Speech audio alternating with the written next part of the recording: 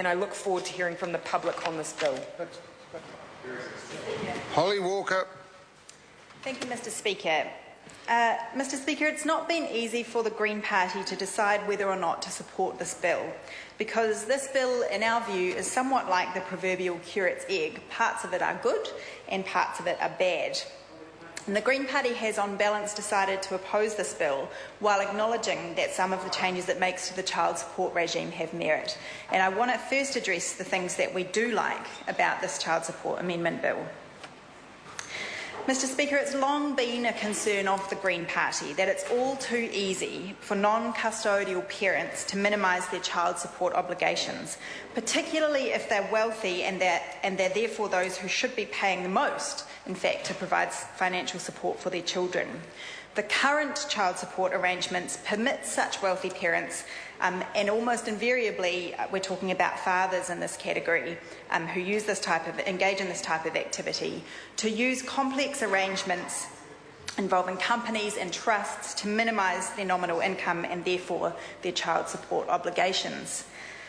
This bill will allow the Child Support Agency to go behind many of these rorts and ensure that wealthy parents pay their true child support obligations rather than using artificial devices to avoid them. And to that extent, we commend this bill. I also want to commend the bill for taking a more sensible approach to the penalty regime for late payment of child support or non-payment of child support. The harsh penalty regime that currently operates when non-custodial parents don't meet their obligations ironically actually provides a strong disincentive for those who fall behind with their payments to re-engage with the system and the Child Support Agency and resume making their payments.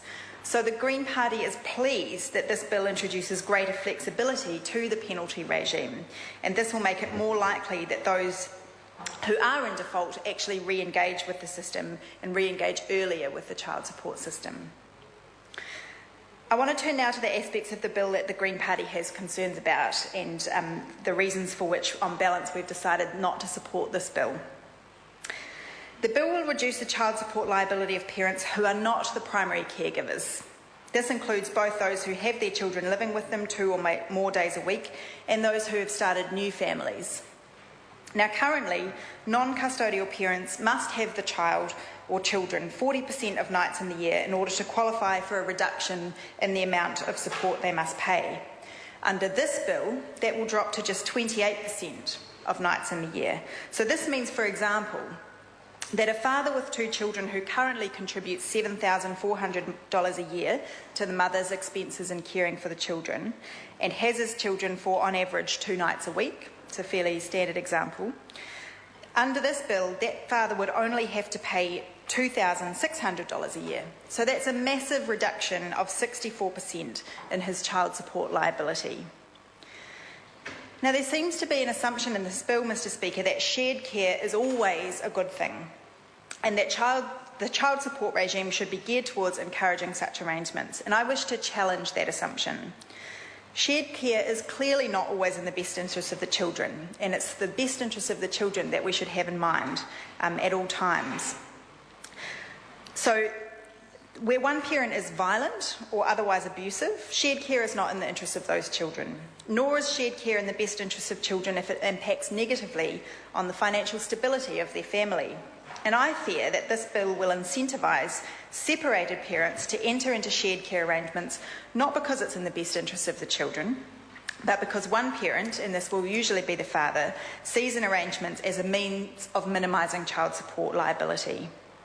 And I do wonder, Mr. Speaker, to what extent some aspects of this bill that appear to be very designed to placate non-custodial parents have been influenced by the very vocal and grumpy fathers groups out there on the fringes. And I think that, they're epitomised by the notorious self-styled dad for justice in the blogosphere that members may be familiar with.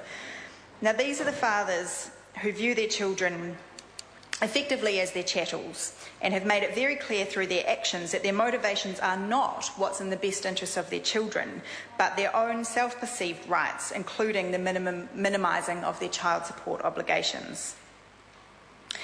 The Green Party also has concerns that this bill appears to assume that if a non-custodial parent repartners or moves in with a new partner, that new partner is a dependent for the purposes of child support, and a reduction in the non-custodial parent's child support liability consequently occurs. That seems to provide another loophole in a child support regime that's already riddled with loopholes that allow non-custodial parents to minimise their financial responsibility for their children. Now, Mr. Speaker, I acknowledge that no formula-based child support system is ever going to be totally fair, and the Green Party's response to this bill has very much been one of balancing up the competing priorities.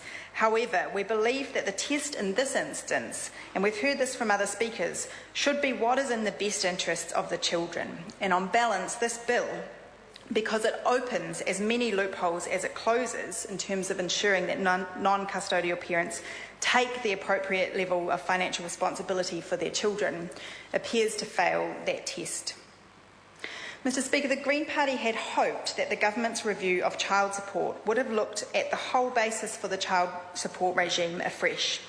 The fundamental principles for a child support regime should be the primacy of the well-being of our nation's children and New Zealand's commitment to the United Nations Convention on the Rights of the Child. Instead, this bill has resulted from a review that has involved little more, I fear, than tinkering around the edges of the child support regime, and I fear listening most closely to those who have made the most noise. While it has some elements that the Green Party supports, Mr. Speaker, we cannot support this bill as a whole, and we will not be voting to send it to the Select Committee. Melissa Lee. Thank you, Mr. Speaker. It is a disappointment